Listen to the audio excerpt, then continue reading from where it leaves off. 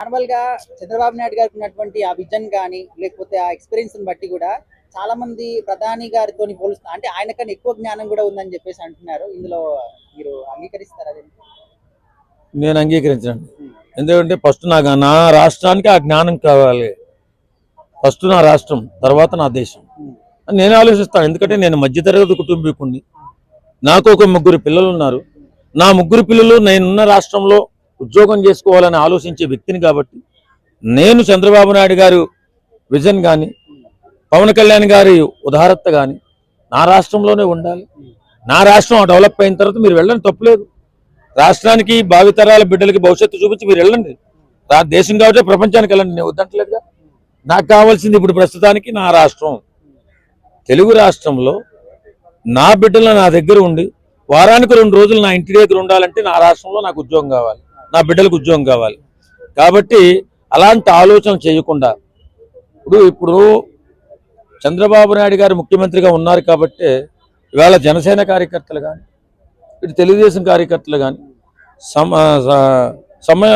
మనం ప్లాన్ చేసుకుంటూ ముందుకు వెళ్తున్నాం. లేని పక్షంలో అలా లోకేష్కి ఇచ్చినా పవన్ కళ్యాణ్కి ఇచ్చినా గొడవలు అయ్యే అవకాశం కనపడుతుంది. వాస్తవంగా నా విశ్లేషణ, గొడవలు అయ్యే అవకాశం కనపడుతుంది, విడిపోయే అవకాశం కనపడుతుంది. ఇలా విడిపోతే ప్రత్యర్థి బలపడతాడు, అది గుర్తుపెట్టుకోవాలి. ఫస్ట్ వెళ్ళి ప్రత్యర్థి బలపడ్డా రాష్ట్రం మళ్ళీ ఇబ్బందుల్లోకి వెళ్ళిపోతుంది. ఎందుకంటే ఆయనకి అవగాహన లేనటువంటి వ్యక్తి, పరిపాలన అవగాహన లేని వ్యక్తి జగన్మోహన్ రెడ్డి. అలాంటి వ్యక్తి చేతుల్లో మళ్ళీ వెళ్తే మళ్ళీ రాష్ట్రం వెనకబడిపోయే అవకాశం ఉంది. కాబట్టి నేను ఏమంటానంటే ఈ విజన్ అంతా కూడా ఆంధ్రప్రదేశ్ మీద పెట్టి అభివృద్ధి కార్యక్రమంలో ముందుకెళ్తే బాగుంటుంది.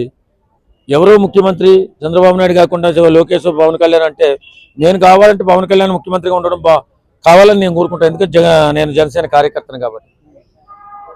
మరి ఇలాంటి వాదన వస్తే జనసేన పవన్ కళ్యాణ్ గారి ముఖ్యమంత్రి అయితే బాగుంటుంది నా ఉద్దేశంలో. లోకేష్ బాబు వద్దని అంటలా, ఇలాంటి తేవద్దు, ఇలాంటి ఉద్దేశంతో మాట్లాడొద్దు. మీరు ఏదైనా అవకాశం ఉంటే నెక్స్ట్ ఎలక్షన్లో మాట్లాడుకోండి. లోకేష్ బాబు ఒక సగం 2.5 సంవత్సరాలు, పవన్ కళ్యాణ్ గారు ఒక 2.5 సంవత్సరాలు ఇచ్చేలా ప్లాన్ చేసుకోండి. నేను రెస్ట్ తీసుకుంటున్నాను అని చెప్పి చంద్రబాబు నాయుడు గారి నోటితోనే చెప్పించండి. నువ్వు కేంద్రానికి వెళ్తావా, చంద్రబాబు నాయుడు గారు కేంద్రానికి వెళ్ళినా పర్లేదు, లేకపోతే ఇంటికాడ ఉండి మనవాళ్ళతో హాయిగా శ్వాస జీవితాన్ని గడిపినా పర్లేదని కోరుకుంటాను. Thank you.